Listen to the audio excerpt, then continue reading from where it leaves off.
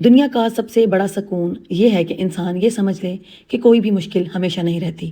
ہم اکثر پریشانیوں کو مستقل سمجھ کر ہمت ہار دیتے ہیں، حالانکہ ہر دکھ، ہر رکاوٹ، ہر مصیبت وقت کے ساتھ ختم ہو جاتی ہے۔ اس لیے مشکل وقت کو انجام نہیں، صرف ایک عارضی امتحان سمجھیں، دل کو اپنے اللہ سے جوڑیں، پھر غم بھی ہلکا لگنے لگتا ہے اور ہر اندھیرا آہستہ آہستہ روشنی میں بدل جاتا ہے۔ صرف اللہ پر توکل ہی آپ کو ہمت اور حوصلہ دیتا ہے۔ تو جی آج ہمارا جو دن کا آغاز تھا وہ ہو چکا تھا اور دن کے بہت سارے کام ہمارا انتظار کر رہے تھے، تو میں بھی اٹھی، میری ہیلپر آئی ہوئی تھی، تو میں نے کہا چلیں فٹافٹ سے میں بھی اپنے ساتھ تھوڑا سا جو میرا کام ہوتا ہے میں کر لوں، چیزیں وغیرہ سیٹ کر لوں۔ کلفی کو آپ نے دیکھا ہے وہ مجھے کیسے فالو کرتی ہے، میں جہاں جاتی ہوں وہ میرے پیچھے پیچھے ہوتی ہے۔ تو یہاں پر جی میں نے کہا چلے کرٹن ٹھیک کر لوں اور چیزیں وغیرہ سمیٹ لوں، کیونکہ یہ جو بچے ہیں نا میرے چھوٹے چھوٹے، انہی کی وجہ سے میں نے یہ کوئی صوفوں پہ جو کور ہے نا وہ مجھے بہت ہیلپ کرتے ہیں، ورنہ یہ صوفوں کے اوپر اپنے نیل ایسے مارتے ہیں نا تو پھاڑ دیتے ہیں ساری کی ساری جو کوشش ہوتی ہے صوفے کی۔ تو یہاں پر میں نے کور کر کے رکھا ہوا اچھے طریقے سے صوفوں کو، تاکہ جو یہ میرے چھوٹے موٹے نونے بچے ہیں نا تو یہ مجھے تنگ نہ کریں۔ تو جی یہاں پر اب ہو گیا تھا ڈنر ٹائم، سوچ رہی تھی کیا بناؤں، سمجھ کچھ نہیں آتا۔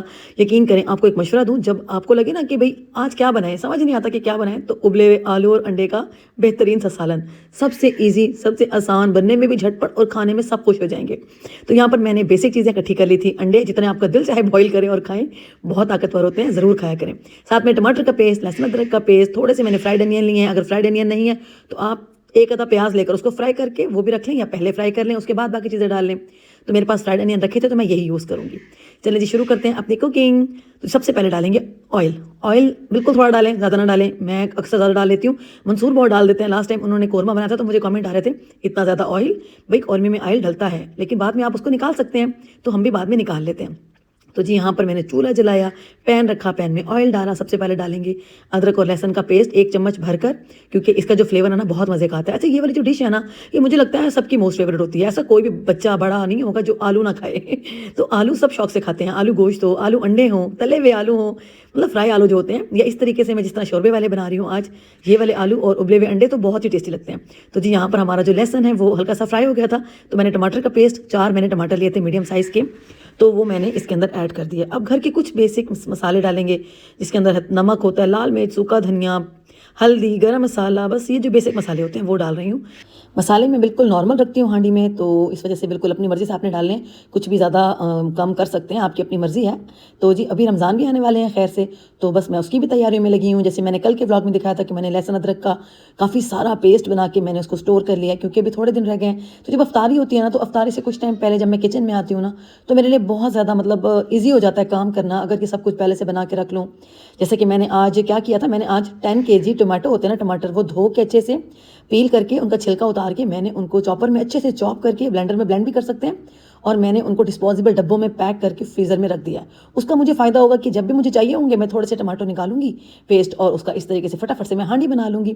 لہسن ادرک بھی بنا ہوگا، اگر پیاز آپ فریش والی یوز کرتے ہیں تو وہ بھی اوکے ہے، ورنہ میں فرائیڈ انین بھی یوز کر لیتی ہوں۔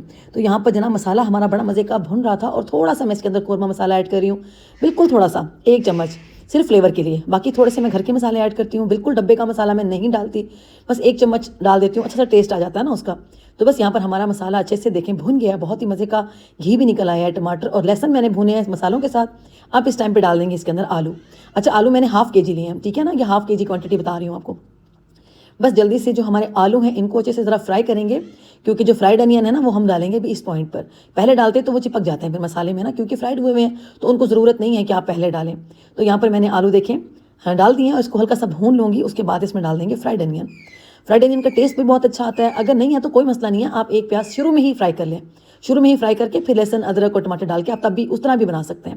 تو میرے پاس رکھے تھے تو میں نے یہی ایڈ کر لی، ذرا جھٹپٹ سے کھانا بن جاتا ہے، بہت ایزی ہو جاتا ہے۔ تو جی یہاں پر اچھے سے اس کو بھونائی کریں گے، بس اب کچھ نہیں کرنا ہم نے، اس کو انڈے میں نے بوائل کرنے رکھ دیے ایک سائڈ پر، تو اس کو بس بھوننا ہے، اور اس کے بعد اس میں ڈال دیں گے ہم پانی۔ اور ایک اور چیز جو میں آئی تھنک مس ہو گئی ہے میرے سے، میں نے اس میں چکن پاؤڈر بھی ڈالا ہے 1 چمچ، وہ بالکل اسکپ مت کیجیے گا، اس سے بڑا اچھا فلیور آتا ہے۔